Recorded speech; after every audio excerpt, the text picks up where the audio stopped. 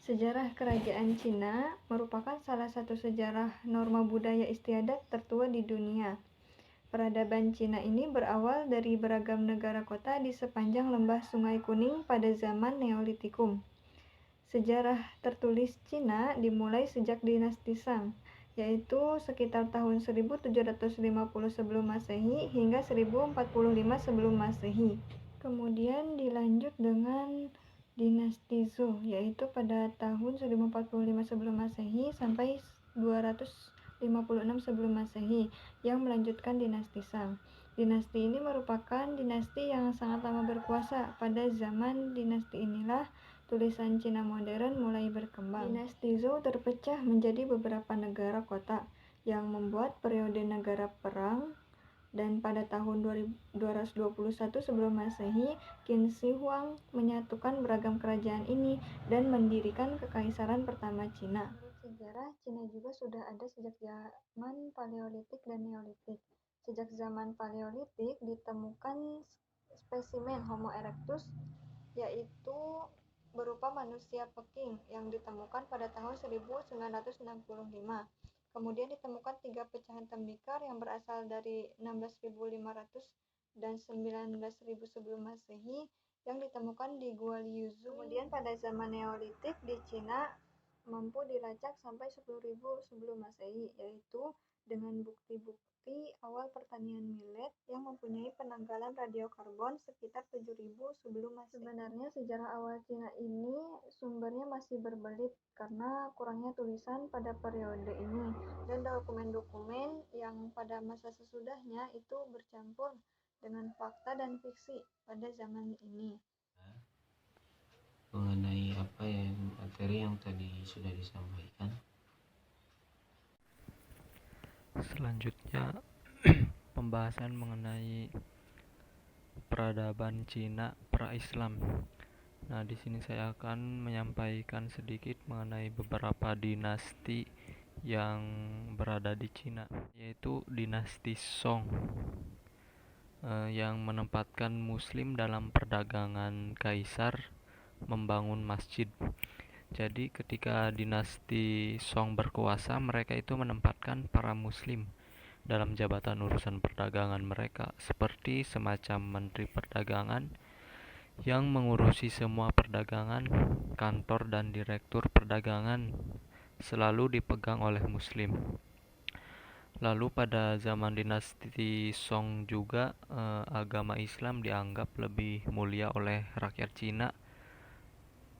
Kemudian Islam juga telah mula berkembang di Cina dan kawasan di kediaman penduduk beragama Islam lebih luas.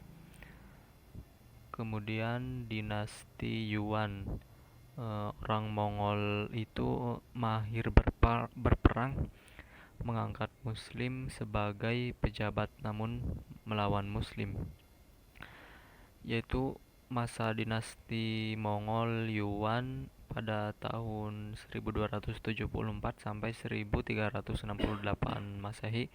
Jumlah umat Islam di Cina semakin besar. Dinasti Yuan dibangun oleh Mongolia di Tiongkok. Mahir perang tetapi kurang mahir dalam administrasi negara.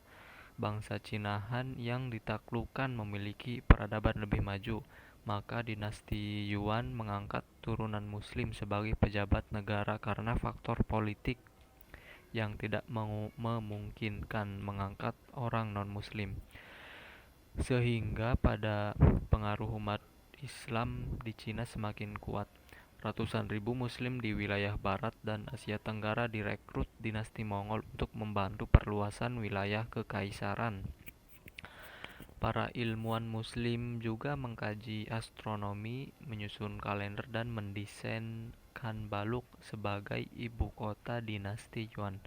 Tetapi umat Islam juga mengalami tekanan sebagai akibat perbedaan budaya dan diskriminasi sehingga umat Muslim mempelopori berdirinya dinasti Ming dengan mengadakan perlawanan terhadap pihak dinasti Yuan. Kemudian pada masa dinasti Yuan juga perkampungan awal Muslim di Cina disebut dengan Hui Hui yang berarti tengah-tengah.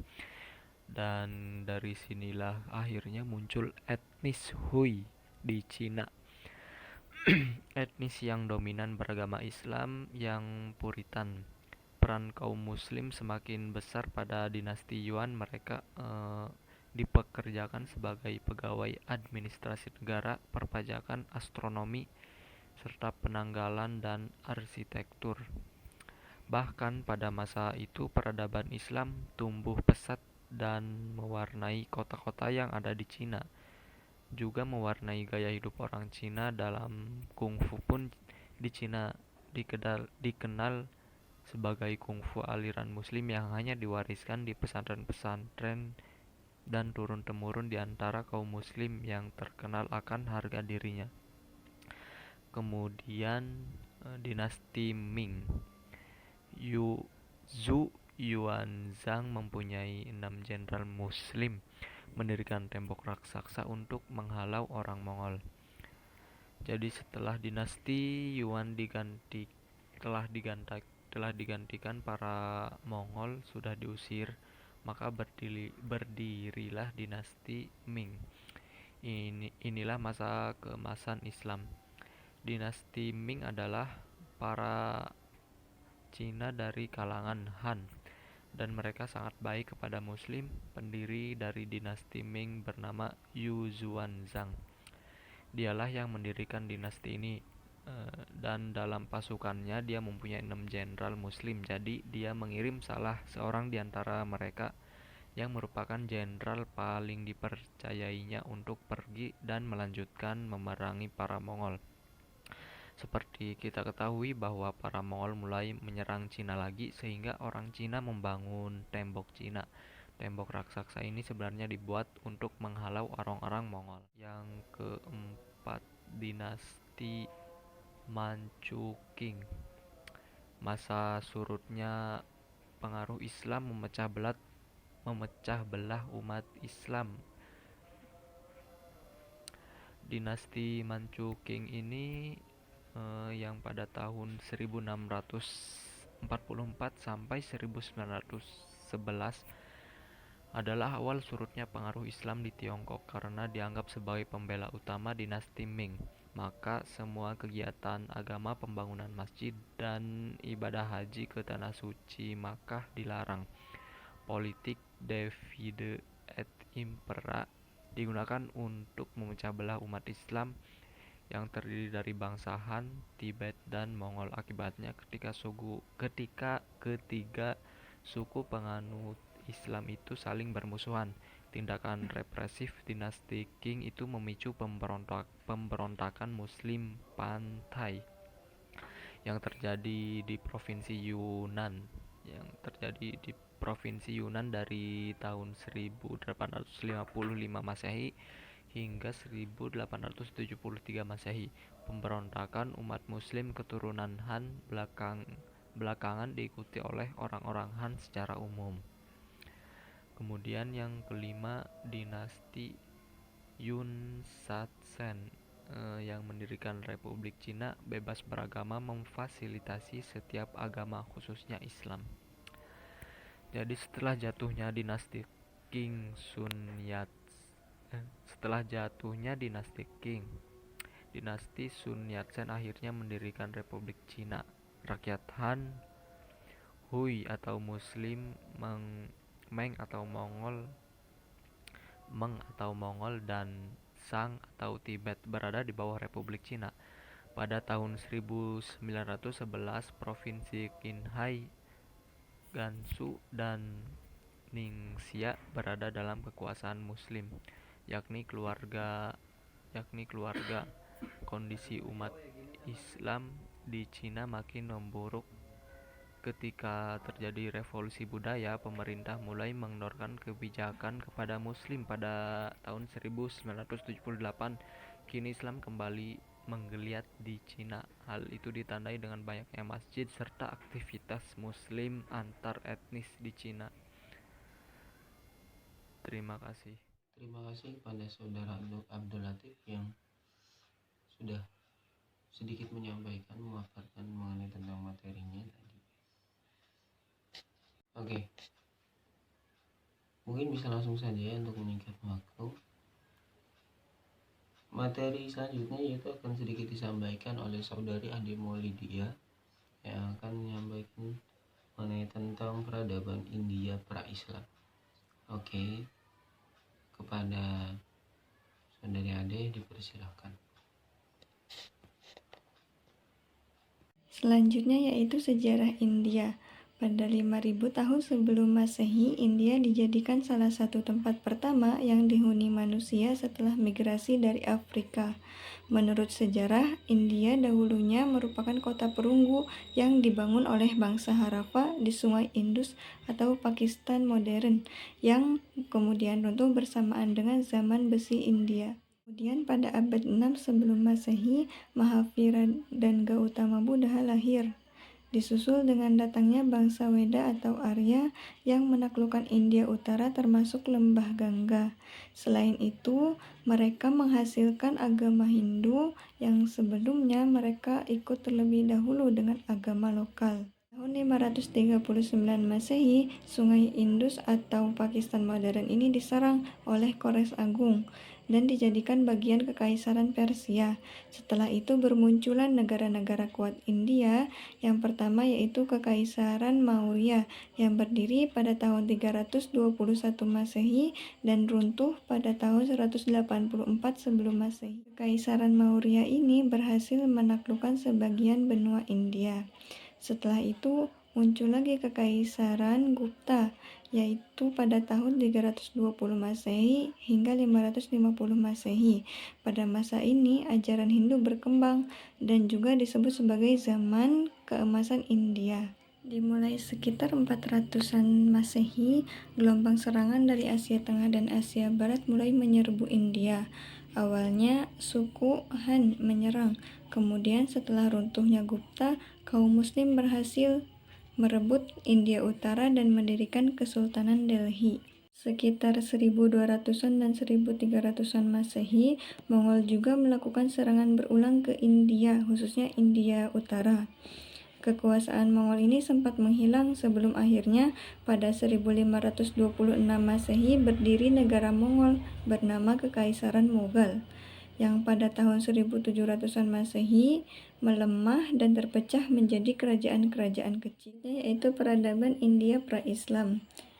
Di India, Islamisasi ini sangat sulit dilakukan karena kuatnya pengaruh dan dominasi kultural yang telah dibentuk oleh pendahulu dan penguasanya dalam menciptakan ideologi keagamaan dan sentimen kulturalnya. Selain itu, ada 5 hal penting yang menjadi ciri khas masyarakat India yang menolak sesuatu dari luar, yakni bahasa, agama, tradisi, dan kebencian terhadap orang asing, fanatisme, dan keangkuhan budayanya. Rakyat India mendominasi beragama Hindu karena hampir semua raja yang berkuasa di India itu menganut agama Hindu, sehingga mereka juga melakukan peraturan kasta. Agama Buddha mendapatkan tekanan yang besar dari kelompok kasta Brahmana, sehingga mereka mengharapkan datangnya kekuatan lain yang bisa memberi perlindungan dan menghindari kekejaman penguasa Hindu.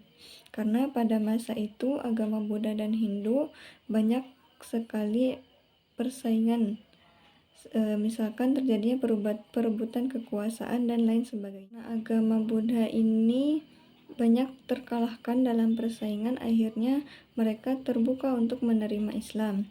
Nah, ketika Islam mulai masuk wilayah India, baik periode pertama masa Umayyah atau Abbasiyah, karakteristik sosial, budaya, politik, dan agama masih menunjukkan hal yang sama. Agama Islam ini cukup lama disebarkan di India, dari Arab melintasi Persia dengan berbagai kekayaan budayanya. Selain itu, agama Islam juga tersebar secara realitas dan terorganisir secara sempurna. Islam di India semakin berkembang pesat ketika ada seorang hamba sahaya dari kerajaan Turki dapat memerdekakan dirinya dan dia berhasil mendirikan kerajaan kecil yang berdaulat penuh dengan ibu kotanya di Ghazni. Setelah masuk ke India, agama Islam ini mulai menyebar dari India Barat sampai ke timur, dan berdirilah kerajaan-kerajaan kecil Islam, dan raja demi raja memeluk agama Islam. Kemudian puncak kejayaan dan keemasan pada masa dinasti Mughal, karena pada masa pemerintahan dinasti ini Islam banyak meninggalkan bukti-bukti sejarah, salah satunya yaitu Masjid Taj Mahal. Baik, di sini saya akan sedikit menyimpulkan mengenai tentang materi yang tadi sudah disampaikan. Untuk peradaban Islam, peradaban Cina dan India pra-Islam itu sangat luar biasa lamanya dan sangat luar biasa pergesekannya, karena dimana dari bangsa Arab Saudi itu kan pada saat zaman itu masih sifatnya masyarakatnya yang nomaden, yang tidak bisa berdiam di tempat gitu. Jadi yang masih sistem berdagang keliling gitu, dari tempat satu ke tempat yang lain, dimana pada saat itu ya sesuai grafiknya juga terkadang dari bangsa Arab ini mendatangi Cina dan India salah satunya. Tetapi ini sebelum pra-Islam gitu di ini. Nah, dari Cina